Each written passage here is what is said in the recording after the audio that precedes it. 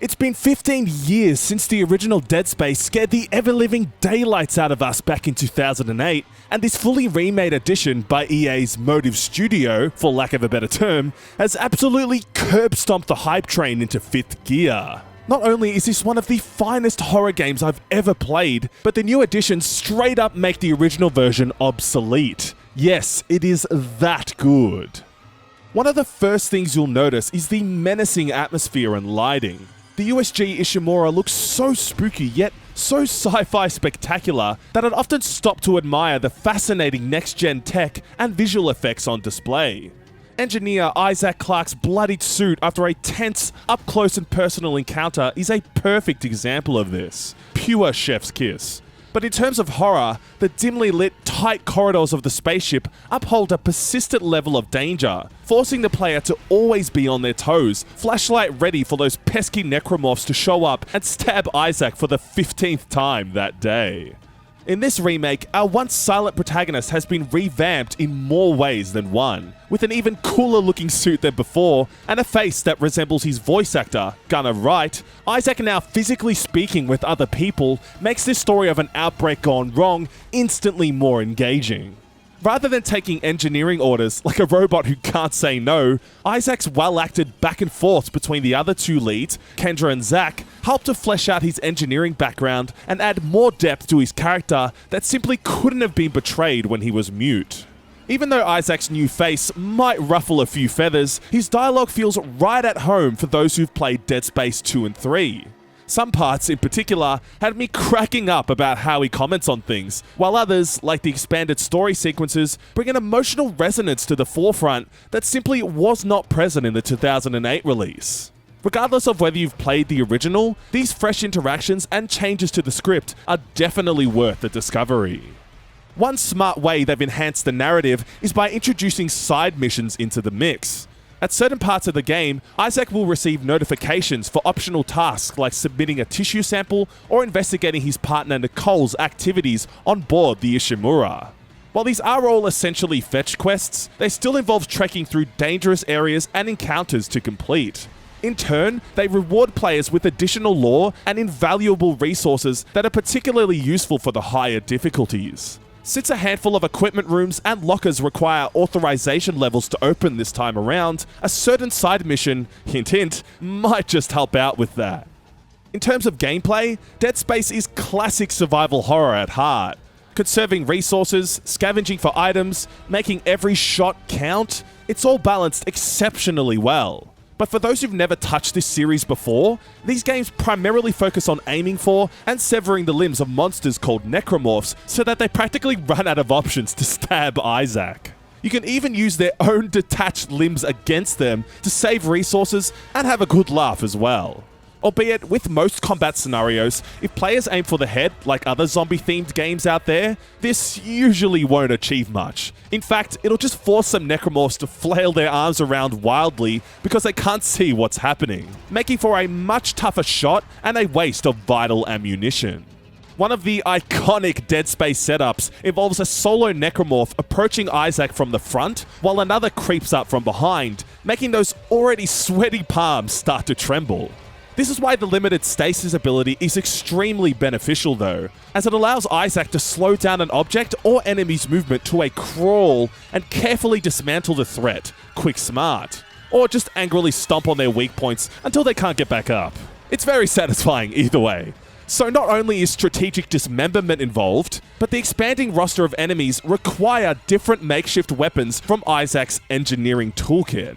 That's another thing that makes this series stand out, how naturally implemented everything is. For example, Isaac's health and stasis meter are always visible on his back, while his RIG system can display a HUD screen, revealing his inventory, map, collectibles, and side missions as Isaac physically moves his head in line with the cursor.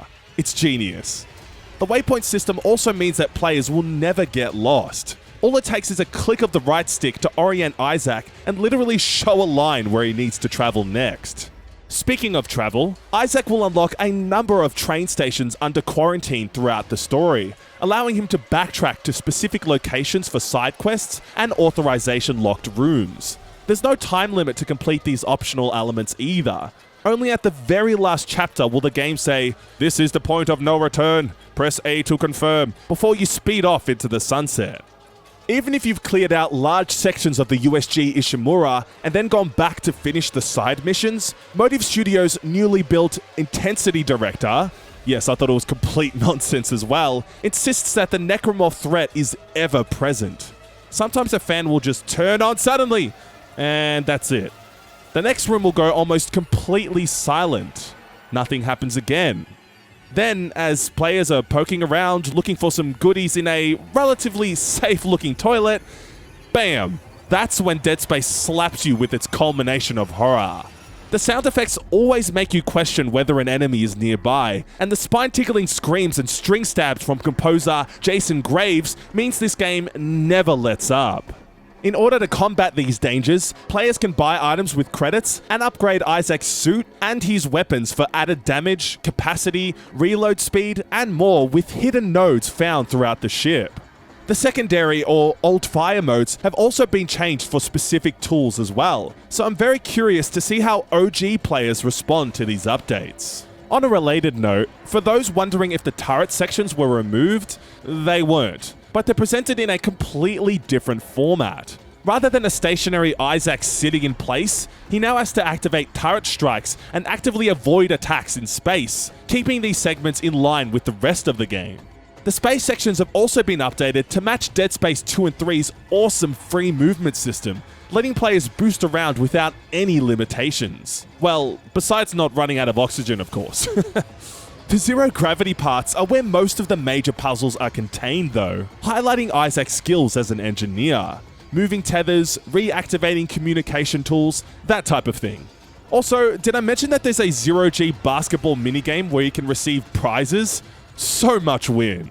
Same goes for the iconic death scenes. Seeing those dramatic, gory close-ups of Isaac are a sight to behold. I once mistimed an item pickup in front of an environmental hazard and got absolutely chopped into bits. I don't know if that makes sense in terms of physics, but who cares, it's glorious. For some of the scenes that are thought to be especially disturbing, the devs have included a content warning toggle, although personally, I consider most of the game to be quite alarming, to be honest, as I'm sure most players are well aware of what they're getting themselves into. On the performance side of things, the Steam version I played ran silky smooth most of the time and didn't take away from the action or kill sequences, as I was easily hitting 60 FPS with Nvidia DLSS on balanced. There were a few little stutters here and there, but nothing came close to the stop-start shenanigans of the Callisto Protocol back in December. Unlike its spiritual successor, the Dead Space remake contains a New Game Plus option, where players can transfer all of their items and equipment upgrades over to a fresh playthrough. Perfect for tackling the higher difficulties after a first run, because even the medium setting will give you a genuine chase for your money. If you have the patience of a saint and love dying over and over though, Impossible Mode is ruthless and will force Isaac right back to the start screen after a single death. But it does reward brave souls with a special weapon and suit for completion. So, should you play Dead Space? Well, that's a no-brainer.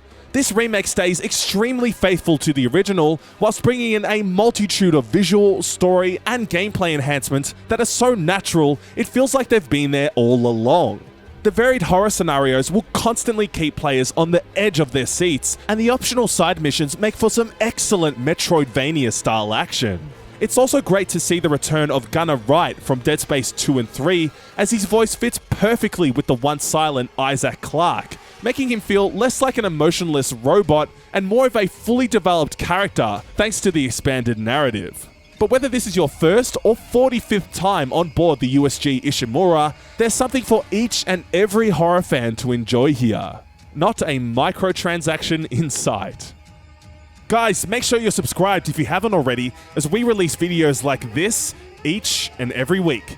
And be sure to check out thebetanetwork.net for my full written review on Dead Space.